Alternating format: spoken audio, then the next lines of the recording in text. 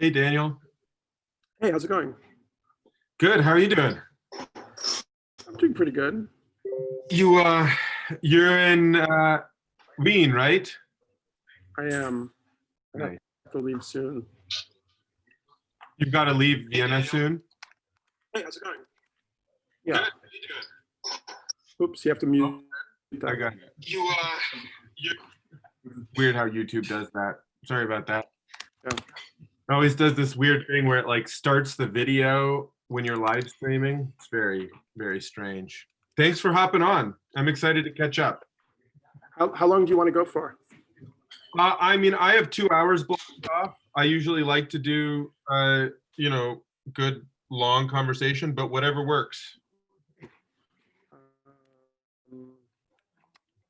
Okay.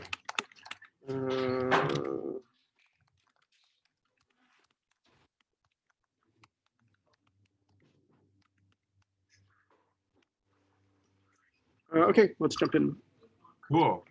Let's do it. So, peak global weirding, man. Here we are. I'm sure this is the peak. Well, it's the peak so far. Let's put it that way. Yeah. I agree with you. I think we may have a little ways to go. I mean, there's a couple different topics that I want to cover. I want to get into your thoughts on regenerative culture and the sort of workshop series that you're putting together. I'm just, on the positive side of things, like how we use this moment of disruption to compost and regenerate. I'm excited to talk about that. I'm also excited to talk about the Capitol Hill Autonomous Zone and kind of just like dig in and do a little bit of collective sense making. Just like, what are you seeing? What are you believing? What are you not believing? There's just so much sort of information warfare and, craziness that it's really helpful for me. And I imagine for listeners to just kind of like be able to talk about things at length and not just do soundbitey stuff. So that's kind of what's on my mind. Do you have anything? That sounds great. Great. The easiest thing for me is you just ask me a question and I'll roll with it. Cool, man. Well, so I remember a couple years back, you and I were chatting in a cafe near your place in New York City, and back when you were there, and Steve Bannon came up because somebody who was in sort of his clique had been in an event that we were both at, and we were talking about this sort of understanding that I've seen echoing around in other conversations, that there's something that Bannon and the sort of ethno-state nationalist sort of fascist right is tapping into, that is somehow resonant and not so dissimilar to what maybe the regenerative anarcho libertarian left is tapping into about what needs to happen. It's just they're going in a very conservative sort of 1950s direction instead of sort of whatever comes next. And one of the things I'm trying to do is just parse, where is there a common impulse for evolution, and where are there just completely disparate and opposing impulses. So that's kind of a long preamble, but I'd love to get your take on this complex moment of sort of like, Trumpism and conspiracy theories and deep state reaction and the failure of the neoliberal order, and these two radical opposing forces, which are almost going out into the streets now, it seems like, of sort of like neo-fascist right wing and neo-leftist Antifa. And it seems to me, I just to be honest, I've been kind of like a deer in the headlights going, I don't know that I believe anybody or anything at this moment. I've been noticing you in social media tend to sort of like resonate with and have a sense of maybe you're expressing that there's a more authentic truth coming from the sort of like radical left at this moment. And I'm just curious. I'm just curious if that's just an intuitive sense, or if you have a grounded understanding that leads you to sort of like be leaning in that way in terms of sense making, and how you're interpreting what the hell's going on right now in the world. Yeah, I mean, I don't think it's not necessarily like a beautiful story right now, unfortunately, from my perspective. I mean, I feel that we have a president who has been sort of messaging his fascist leanings and racist leanings from the beginning. And it turns out we have a surprising contingent of people in authority roles in the US who also agreed with that as an approach. And we're basically right now on the precipice of true fascism, which we're seeing with the excessive police and military reprisals against protesters, the white supremacists infiltration of the police departments, the hyper militarization of our society, which has been a problem for many years, but has gotten worse over the last decades. Yeah. I think that America is going to show, and I think often leads to genocide. Yeah. It's not fuck around anymore to pretend that that's not what's happening here. Are there for U.S. and American society that somehow are resistible,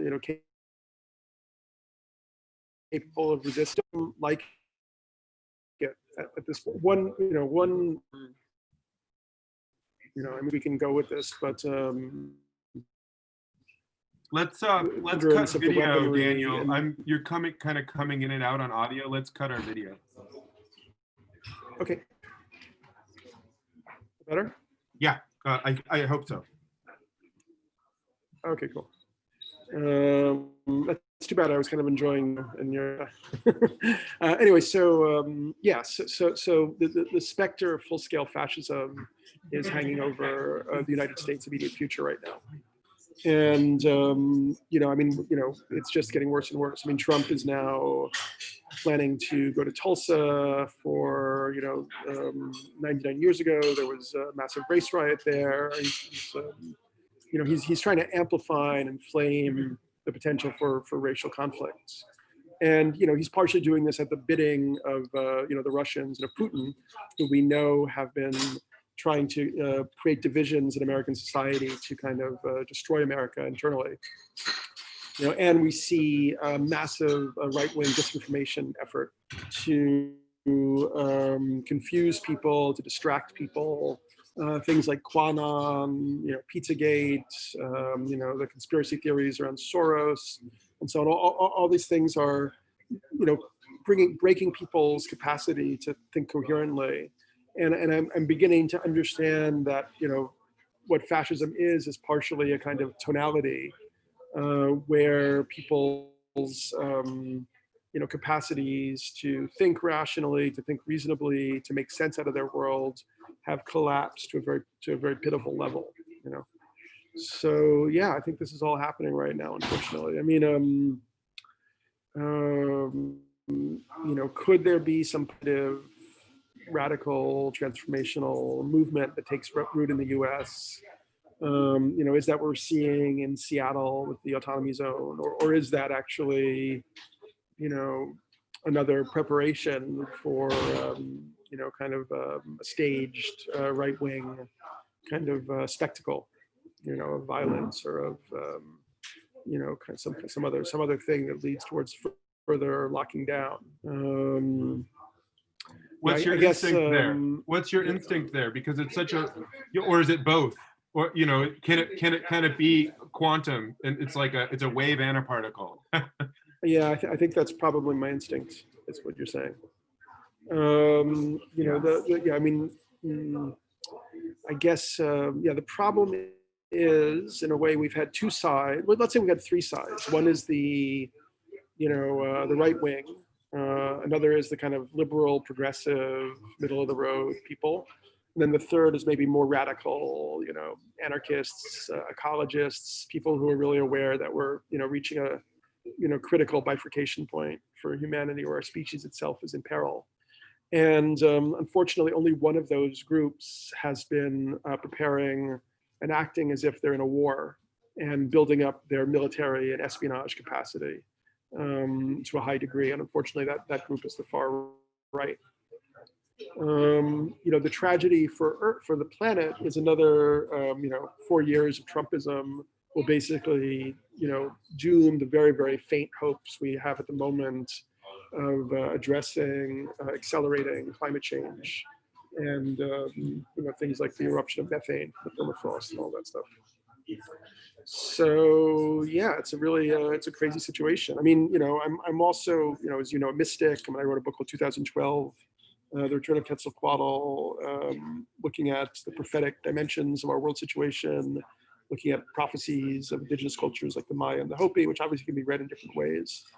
But I hold out the, more than a hope, even more than a, more than a belief, some type of certainty that this is all part of a larger, even if in our short-term lives, it doesn't look very, very good. And I also think that sometimes, miracles and tremendous movements of millions and millions of people against racism, against this authoritarian regime, that,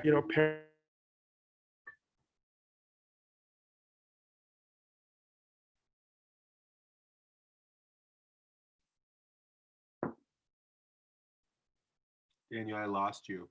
Can you hear me? Sounds like we lost Daniel. For those of you who are listening live, apologies for that.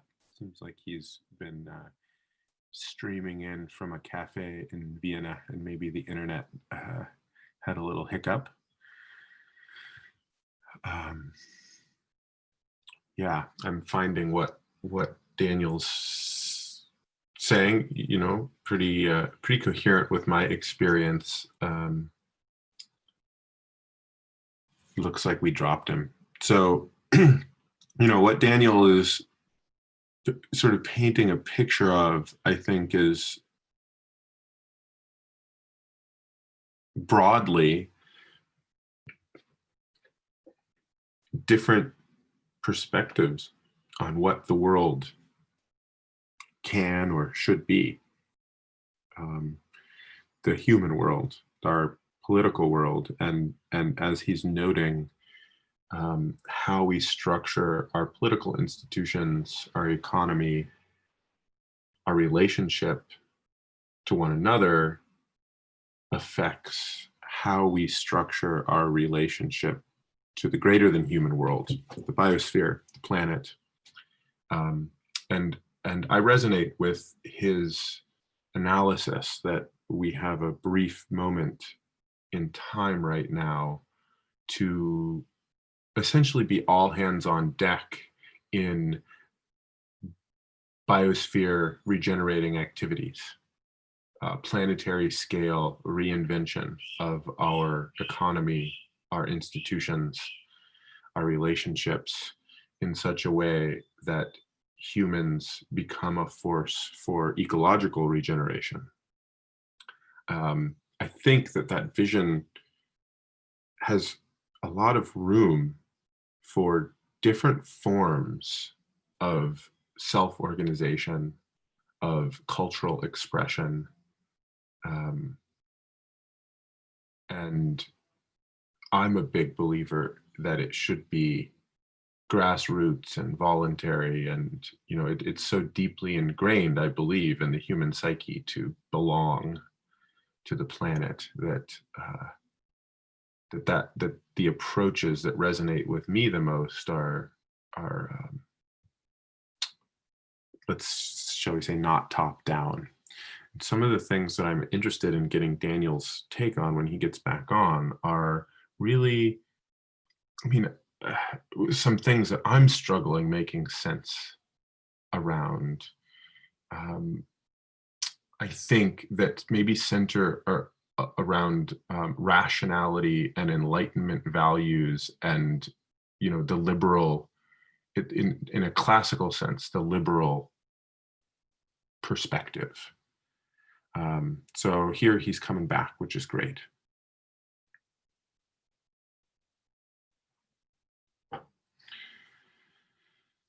So I'm looking forward to seeing if we can't sort of dig in and parse some of that and get Daniel's insights around, the meme complex that. Daniel, welcome back. Thanks, buddy. Can you hear me? Okay.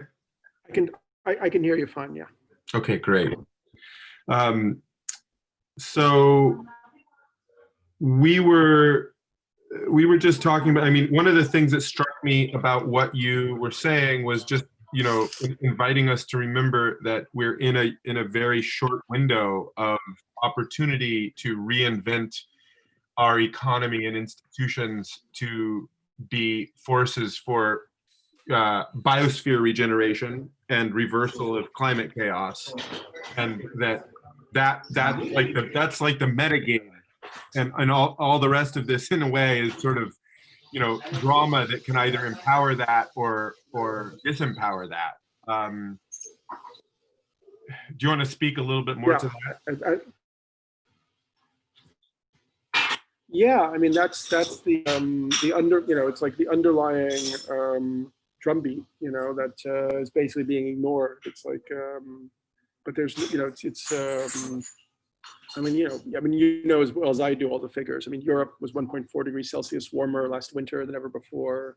That's not a normal circumstance, and all of the indicators are the methane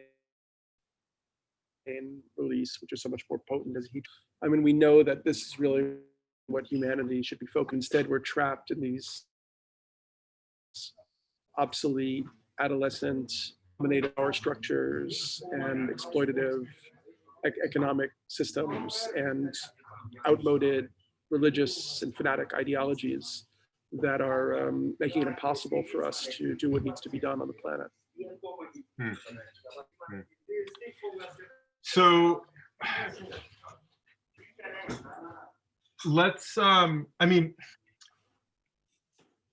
what's your, I mean, you sort of, you also wove in the mystic element, which has always been a big part of what I've loved about your work and your approach, which is just the spiritual dimension being a part of the, how we make meaning out of this. If we consider a spiritual element, and we sort of go back to the proposition that I had made earlier in, the Capitol Hill Autonomous Zone in Seattle, for instance, it can either be sort of a theatrical showpiece of divide and conquer and fascist police brutality, or it could be sort of a sign of hope and some sort of inspired model of a new community run way of being that's decentralized and autonomous. It could be both of those, maybe at the same time, but the universe will sort of entrain around one or the other, at least for different individuals. And I'm just sort of curious about how those two propositions intersect in your mind, and how maybe that intersects with your theory of change at the moment, and what you're focusing your attention on in terms of movement building and trying to co-create sort of the positive path here. So I mean, I wrote a book that came out in 2017 called How Soon Is Now, which was very much focused on kind of envisioning a system design approach to dealing with the ecological crisis from a and social level, and then also in terms of we repattern the global consciousness to encompass what's happening. In a on sort of biology, in a way, I guess, like in a few parts of that book, biological metaphors that excite me a lot and still seem to hold out a lot of promise. That's very popular is the caterpillar to butterfly emphasis. This idea that when a caterpillar is in the chrysalis and turning into a butterfly, it's not like the caterpillar suddenly like grows wings and sprouts out. It's more like the whole caterpillar system is kind of disassembled, and there's a handful of imaginal cells that contain kind of a program for the alternative, and they begin to propagate, and they meet resistance from the dying caterpillar's immune system, and this forces them to innovate and mutate. And so ultimately they're able to reappropriate the entire mass of the caterpillar and transition it, turn it into the butterfly. So that's something, it's a metaphor that other thinkers have used, like Barbara Brooks Hubbard, but when I see, for instance, like this overwhelming, kind of, Empire Strikes Back stormtrooper kind of vibe of all of these, over-armored soldiers and these sad, the shit beaten out of them, it really reminds me, it's almost like soldiers are the immune system of the dying caterpillar, the immune system reconfiguration into the butterfly. Yeah. So that gives me some hope as an idea. And I wrote also about Occupy Wall Street, which I feel people really missed. What was so fascinating about Occupy Wall Street was not that it was like a protest movement, actually a process movement. Yeah. And the process was in defining kind of a new kind of cellular structure for like a new society. So within that tiny square, they had kitchen, composting, sleeping, public decision making, meditation, drum circle. So it was like modeling kind of like this tiny like one cell organism of a new society that could replicate and propagate. So, when I see things like Extinction Rebellion, or now, when I learn about the autonomous zone in Seattle, I feel happening. It's like this alternative, new way, modern post-industrialized human beings to fully cooperate and work together is trying to come into being over these successive kind of efforts. But it's of course very, very difficult because we are so programmed by hyper-individualism, by hierarchical structures, and so on. So we always seem to be in the same impasse as these alternatives seek to emerge, but maybe they will evolve out of them. Yeah. So I really resonate with that, and I've just pinged out to see if any folks in my extended social circle are participating and on the ground in Seattle at the Capitol Hill Autonomous Zone there. But I imagine I have enough experience that I can sort of see an image in my mind of what I think it's like, and I imagine it's similarly process oriented of people sort of inquiring. My hope is maybe less answers and more questions, and just sort of people leaning into that, which is I think I don't know if it's the wave or the particle, probably the wave. That's like the wave function of the moment, of people taking the opportunity of this disruption to just live into a new way and ask a new set of questions. And as you're noting, I don't know, scientifically, are there any, statistically, the imaginal cells in a butterfly, how many times do the imaginal cells, stormtrooper soldiers, win? Are there times that the chrysalis doesn't turn into the butterfly, or is the faith and just sort of like the power of life so strong that it may appear painful when you're in the present moment, but it's a transformation that's inevitable? Well, that's definitely what seems to be our situation, however it ends up. I mean, yeah, I mean, that's something that I've been tracking and feeling and writing about, back in 2012 also. I mean, even if you look at something like psychedelics has been a subject area for me. Even if you look at something like the discovery of LSD, which happened in Switzerland, in Basel, by Albert Hofmann in 1943, right in the middle of the Second World War, in what was a medieval center of alchemy, totally bizarre circumstance where he'd been synthesizing all of these compounds based on ergot fungus, I think, to see if they would work on muscle tissue and cause it to react. And then the LSD was the 25th in a series of syntheses. And he'd done it years ago, but then he began to have dreams about the molecule. So he resynthesized it, and then accidentally had the first LSD trip. And that then led to the flowering of, counterculture, psychedelic rock in the 60s, and, all sorts of movements of thought and, new ways of approaching art and sexuality and so on.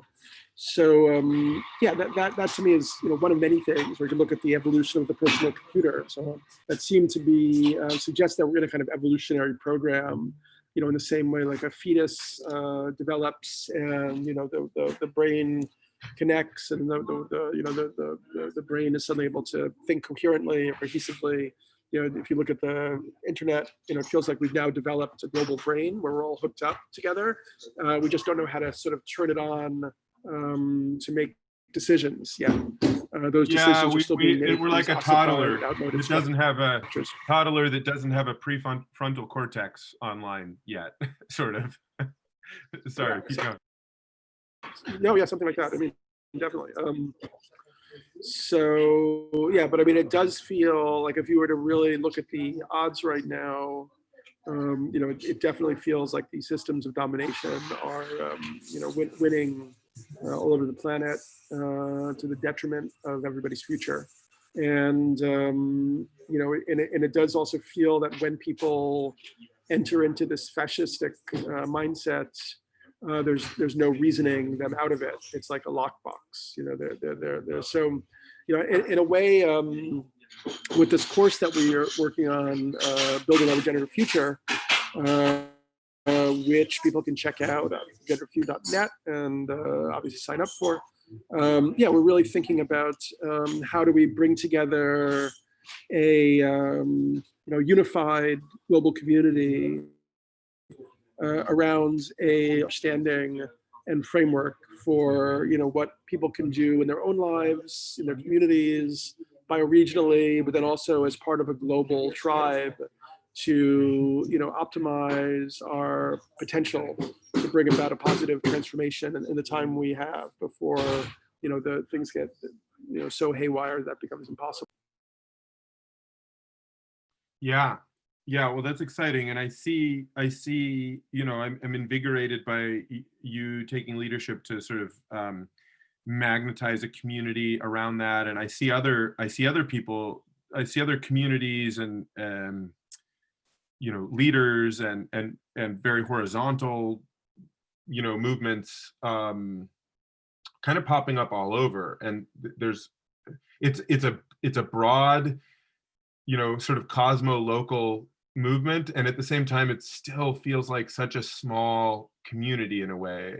I could be wrong about this, but I have the sense that maybe I know 60 to 80% of all of the personalities who are striving and trying to bring people together and convene this movement towards planetary regeneration, is how I express it. Other people have slightly different ways, whether it's game B or obviously the old guard of the eco-village movement and permaculture and people doing intentional communities, our friends at Brave Earth, regenerative agriculture. There's all of these sort of threads that I feel like are starting to be woven together into a tapestry that can be quite strong, but at the same time, it does still feel like it's quite a small community. Do you share that sense, or do you feel like it's broadened enough that it's sort of like we don't even, it's sort of organically growing to the scale that we don't even know all of the amazing leaders and thinkers and hearts that are engaging at this point, or is it indeed still pretty small? Um, yeah, I suppose I would agree with you that it's pretty small. Yeah, I mean, and then even the question of what it is, something we would have to drill down into, Right. but yeah, I mean, obviously we're seeing a big growth, or we have seen a big growth in the psychedelic movement, and kind of the mainstreaming of psychedelics as tools for mental health and even for creative, innovative problem solving and so on. That seems to be an unstoppable phenomenon at the moment. Although, in a way, it almost feels like the mainstream system, the sort of capitalist system, has figured out how to kind of assimilate the psychedelic experience without it being as kind of ontologically threatening as it seemed like it was back in the Yeah. 60s. No, I mean, I think Also that's my sense of things as well, is actually, I mean, it is a ray of hope in the midst of this. I share that. And at the same time, it feels as though it's been quite diluted and co-opted successfully in a way that we'll see who co-opts who. I guess it's like, well, we can only tell, and maybe that's just part of it becoming enculturated. And so I try not to be too sort of reactive or alarmist about yeah. I totally agree with that perspective. I mean, in a way, like in the 60s, you had this counterculture movement, and then a lot of elements of that counterculture movement was absorbed into the dominant, society, including the liberalization of, sexual morals, which actually, had good and bad effects in many ways, leading to like a lot more divorces, people not really feeling they had to stay for each other in the same way.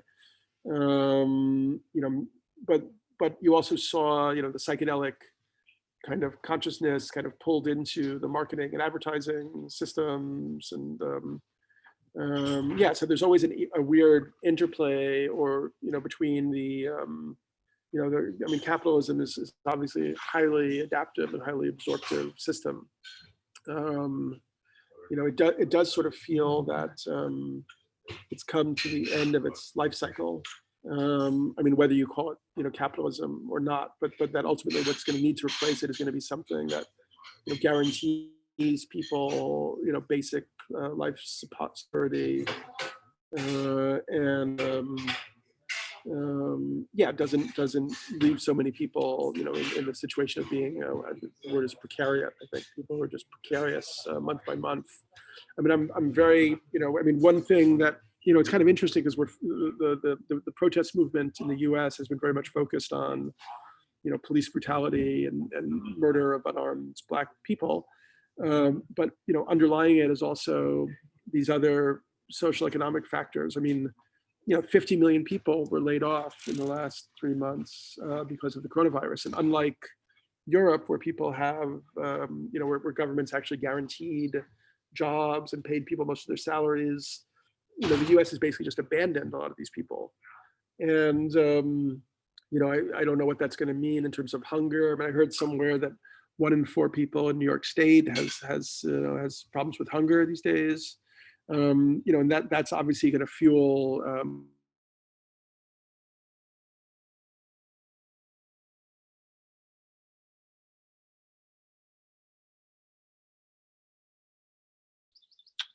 Seems like we lost Daniel again. That figure is very alarming. Can you hear me, Daniel?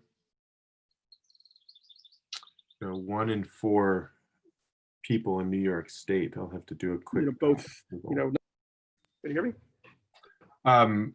I lost you just after you stated the figure that 1 in 4 people in New York State are suffering from some degree of hunger right now. Yeah, which is very alarming. I mean, I live just across the border to New York State. I can't imagine it's much better here in Massachusetts if that's what's happening in New York State. And yeah, that's really, I mean, it's a recipe for unrest, of course, but it's also an example of just the failure of, there is plenty of food being produced. I know. Yeah. It's just a failure of I don't know what it is: solidarity, responsibility, creativity. Cornel West has been calling the U.S. a failed social experiment, and that really seems accurate at this point. I mean, it can't go on like this, you know, and maybe it is going to force a truly progressive revolution, you know, at some point.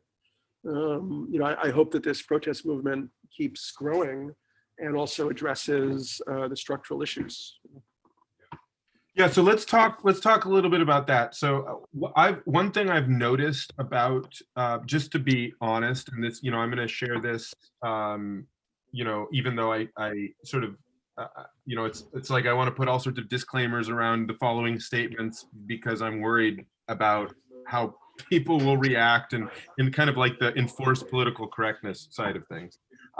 One thing I note in this sort of in this upheaval and in the maybe at the beating heart of this progressive movement right now, there's so much about it that I resonate with. There's so much that I believe in, and there's so much that I you know, think is essential. And at the same time, there's this strange, like, Maoist totalitarian thought police thing happening with the left that kind of scares the shit out of me, because it's almost as if there's been this flip where the libertarian, you know, the libertarian right are embracing fascist police brutality, and at the same time, the progressive sort of anarchist left is also embracing the, like, if authoritarian thought police state, you know, expansive, yeah, invasive state model.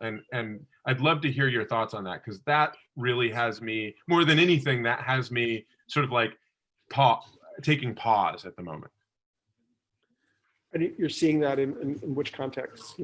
Well, that's where I can't tell. Maybe it's just maybe this is just sort of like meme warfare. But, you know, I hear the you know, like for instance, you know, I hear Brett Weinstein's description of his experience of what happened at Evergreen State, where a group of, you know, social justice oriented students took over Evergreen State to, you know, to protest racial injustice, for instance, and examples like that, the deplatforming movement, where it feels as though the you know, in the righteous foundation of, you know, anger and social critique gets undermined by the sort of like the reactivity and removal of freedom of speech. And maybe it just requires us to reinvent what speech is all about and freedom of the press or something. But it feels like such an attack on some of the underpinnings. And, you know, this is sort of like Cornel West saying it's a failed experiment. Maybe this is part of the failed experiment, but I have to say it sort of shakes and alarms me with precepts that I consider important for a just, equitable, free society that can make meaning in the world. You know, so I'm a little alarmed by that facet of the left. I definitely agree with you. There is a kind of you know, creepy you know, kind of over policing of language and discourse, and you know, sort of the cancellation culture. There's a kind of histrionic, hysterical tone to the left, or this, you know, kind of, yeah, a segment of the left. Exactly. And, yeah, I really don't like that. I don't like that at all. I'm not into it. Yeah, and to me that feels like, you know, that's what, you know, I don't know that the movement to evolve the social experiment with more realistic understanding of ecology and a more robust social safety net, and not leaving people behind, all of these things that are just seem so basic at this moment in history. I don't know that we can succeed in that whilst such a strong vocal core is so, as you said, hysterical and reactive and vocal. Maybe I'm wrong. Maybe that's always as it's been in a sort of diverse political movement towards change, and it's just sort of like, just keep moving and don't give them too much airtime. But it is frightening to me, I have to say. Because I can never tell how many people resonate with that. Like, how many people think that that's an okay element to just like, oh yeah, we'll just let that sort of run the agenda. I guess I can't tell at the moment. And the right and the propaganda machine is certainly makes a huge deal about it. And that's where I can't tell if maybe my sense making is just not calibrated appropriately. Maybe it's not really that big of a deal. Maybe there's just a few people who are just hysterical and traumatized and overly reactive, and it isn't actually sort of like a core set of It feels like primarily an American phenomenon. I mean, not entirely, but primarily. Actually, J.K. Rowling, the Harry Potter author, just wrote an essay about her dealings around kind of trans activists. And I guess she got on the wrong side of some trans activists, and then she was very much attacked. And yeah, it does feel that it's excessive. However, you kind of have to pick your battles, and yeah, I guess I'm more concerned about the approach of white supremacism and fascism, but it does feel like a corollary kind of sense-making issue that's happening. I mean, America traditionally has a tendency towards hysteria in its public discourse. I mean, going back to like Arthur Miller's play *The Crucible*, which drew the parallels between like the witch trials, the 17th century, and the McCarthy hearings in the 1950s, and so on. There's something about America, because it's such a heterogeneous society where most people are not really at home, where we're still occupying the land of the natives. It's built on the genocide of native people. It's built on slavery. There's a kind of underlying tendency towards a hysteria of discourse. And maybe because of that lack of firm ground, like stable ancestry and stable past, people are cling on to these identities a little bit stronger than they do in Europe, where they feel more connected and more whole just by history and by the ancestry and so on. Yeah, I think that's a really important point, and I think you hit the nail on the head. That what creates the conditions where we choose to cling to a false identity and fight hysterically for that are the disembodied, disconnected, disassociated reality that so many people, definitely in the Americas and in the United States most of all, I think to a certain degree globally as well, that's one of the artifacts of our time. And it does seem to me that the antidote to that, I think, which you're hinting towards, is a reweaving and a reconnection with history, with place, with heritage, with ancestry, in a way that can face both the sort of trauma and grief that, if we all look back to our ancestors, we've probably all been perpetrators or victims at any different moment through history in our sort of genetic and cultural lines. We've played both the hero and the villain probably many times, and facing the intensity of that and kind of internalizing it and making meaning and then having a stable sort of depth of presence, I think is a part of what's asked of us in this moment. Because without that, people will just be hysterical and be so easily swayed by this such super advanced sort of mimetic warfare on social media and news and whatnot that just speaks right to our lizard brains, and people just flip out and go straight in some direction and just are manipulated. So I'm curious if that's a part of what you will be inviting in the journey and the workshop around sort of regenerative culture building that you're going to be hosting. We have a number of verticals that we're going to hit. We're going to have 8 sessions, and beginning, introduction, conclusion. But the middle sections will be kind of food, health, community, economy, culture, and consciousness. And in particular, culture and consciousness are of obviously very great interest to me.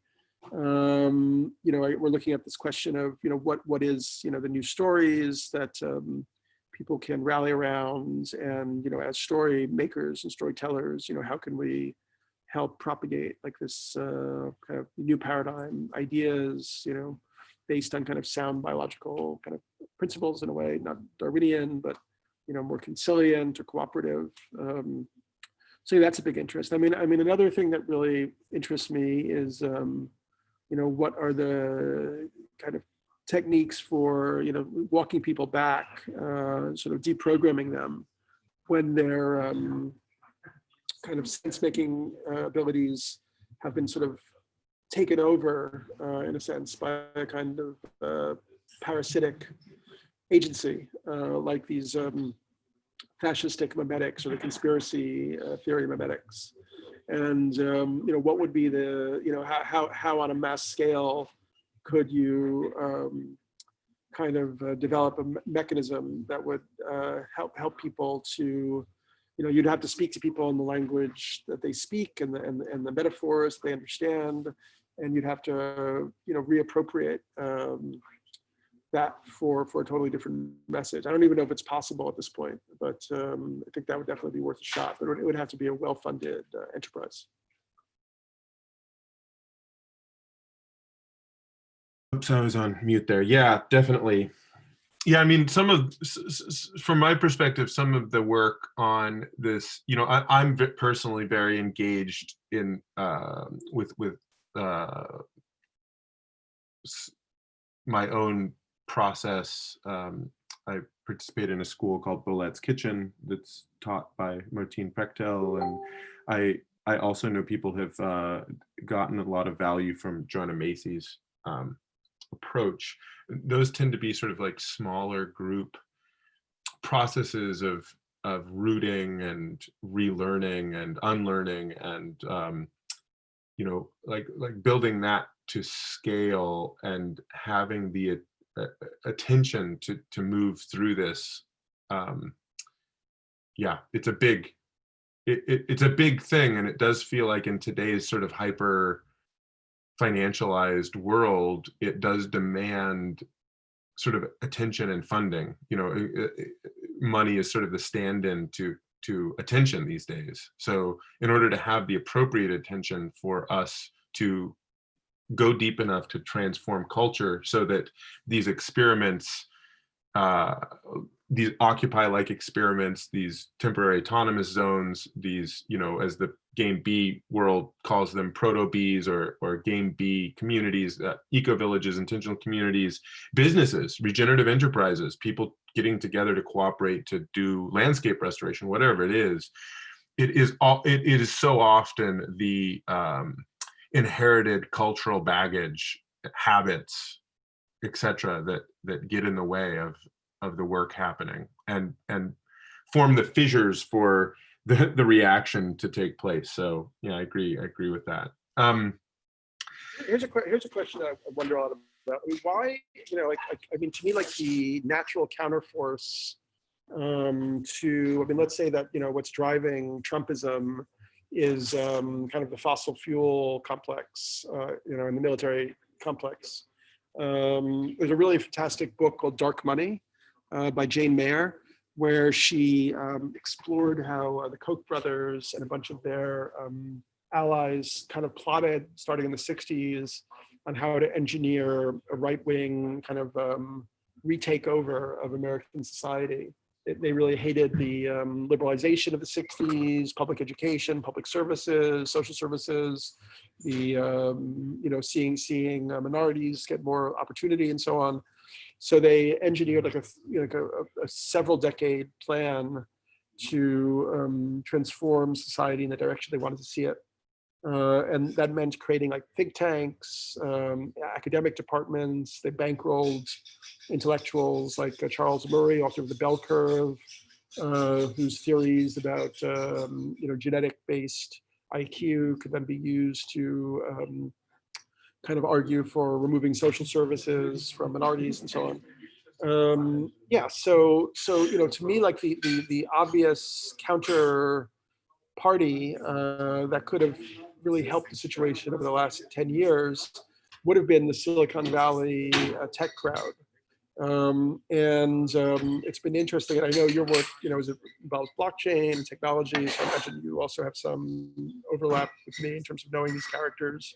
What is it you think that's preventing them from coming together as the dark money crowd did and actually helping kind of push forward a much more progressive agenda? Well, I think that it is happening in parts. I do think that there is some significant lobbying. I think it's very confusing because I think they've been hoodwinked, and it's more about the like thought police, woke thought police side of what needs to happen that feels as though it's being focused on by the Silicon Valley crowd in on some level, right? And but it's complex. I think it's confusing. I do see signs and glimmers of hope there. I also see distraction around, technology will fix us or save us. So there's just less of like the Koch brothers. Yeah, I think that for me is a big part of the problem. I think unfortunately what happened with the tech world, and it's interesting because there was kind of this, West Coast progressive idealism, hippie idealism, that was behind, some of the early efforts to create the internet and so on, and Stuart Brand and Timothy Berners-Lee and so on. But that kind of over time became something more of a kind of a libertarian economic philosophy, merged with this singularity transhumanist ideology. The belief developed that technology by itself was not a neutral but a beneficial force in the evolution of humanity and problem solving. And so just taking the limits off of technological evolution would automatically bring about good results for society. And that for me explains why, these tech billionaires, haven't even done anything to address like homelessness in San Francisco or Oakland, or, really haven't, been able to focus on, just basic empathic, compassionate, kind of humanist goals, and then you also have, obviously the whole, Bill Gates question, which, he's become an incredible bellwether for controversy right now with the question of the vaccines, and is it really about increasing his power and control? Is the human immune system on a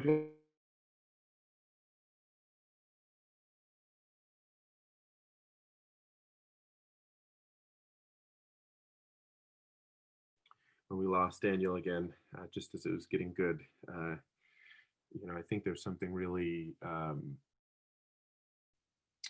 really juicy here around just why it is that the global level, sort of like a new operating system that he wants.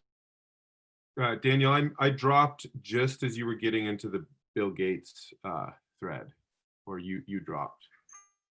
Can you hear me? I can hear you now. But you dropped, I dropped Okay, you, I great. think, internet-wise, just as you were starting to dig into Bill Gates as a bellwether. Yeah, just I was saying that there's you know, I understand. I mean, I don't have the totally negative conspiracy view, but I understand where people are coming from right now because you know, he's coming from this binary kind of engineer super capitalist worldview, and you know, if you have a hammer, everything looks like a nail. You know, so you know, vaccines are, you know, the biological hack. He who controls the vaccines in a way controls the operating system of, you know, humanity as a whole. Yeah, it's interesting, and whether that's happening as a conscious plot on his part or there's like a subconscious control agenda, is very interesting to contemplate. Yeah, I mean, yeah, it is interesting to sort of cycle back, you know, to something you said a little bit earlier. I really resonate with the analysis that, in a way, the, you know, sort of the techno utopian crowd kind of got it fell into the gravity well, the libertarian gravity well. So essentially, you had the Koch brothers and the tech billionaires. In many ways, their incentives were aligned strongly enough because of, as you said, you know, tech being neutral or moving to tech being good. But I think even beyond that, I would say the belief is that tech is inevitable. It's inevitable and good. It's, you know, it's manetize the eschaton. It's sort of like this singularity as the, you know, spiritual expression of transcendence, kind of. And the quickest way to do that is to reduce friction, and the quickest way to reduce friction is to bring down the government. So there's weird alignment with people who actually in some way have socially progressive inclinations and are creative problem solvers, but on the other hand, there's like this meta game that they've, I think, basically gotten sucked into the gravity well of the, you know, let's destroy our social institutions as the strategy. Yeah, it's very interesting, and also a lot of them are coming from kind of like, you know, alienated, you know, slightly, you know, kind of Asperger spectrum, you know, boy hacker in the basement, you know, who you know, builds these, you know, these realities out of code. It's not necessarily an organismic approach. And actually, if we look at a lot of the misfires of Gates Foundations or Zuckerberg's efforts, we see how this engineering approach to complex social problems and biospheric problems is actually not working very, very well. Yeah, so, indeed, I agree. indeed. I would say, I would say it's very, I mean, I've been, I mean, I guess I brought this sort of, this take on the ideology, philosophy, ontology of that, of let's just say the tech Silicon Valley world as the placeholder. I sort of brought the assumptions that we've been sharing at the moment into my work. You know, I'm starting to lean into technology, social technology, blockchain as a social coordination tool.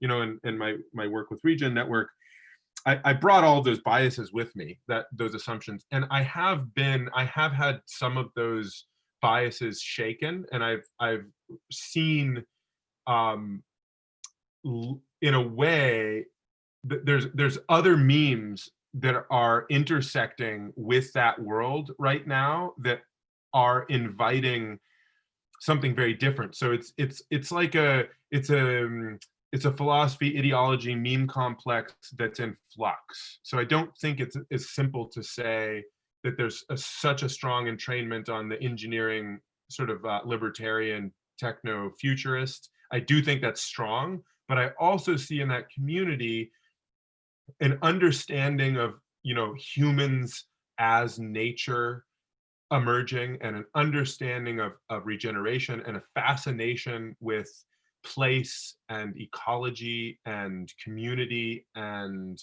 and part of this is the through line of psychedelics in a way that's always been there in the tech community, in the United States, since the 60s. So there's like a phase shift possible. Again, there's like the particle and the wave, and depending on, we could kind of go either direction here, and that's fascinating and interesting to me. I'm not really sure how to sort of like entrain the moment into the sort of more serving life worldview instead of escaping life, but I do think it's there and it's possible within that community. If I didn't think that, I wouldn't be doing what I'm doing at Regen Network. Gregory, I'm gonna suggest that we stop for today, and maybe we pick up again another time when I'm on like totally secure internet, because I know we had some communications issues. Are you cool with that? Yeah, definitely. Yeah, I'm happy Okay, cool. to get back with you, and we'll make another time. And super grateful to get a chance to jam with you a little bit. Thanks for taking a little time.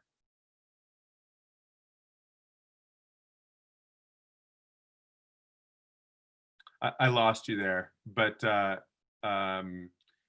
thank you very much, Daniel. And for everybody who's listening out there, this is Daniel Pinchbeck. He's written some beautiful books that are really powerful. He's got a webinar kicking off.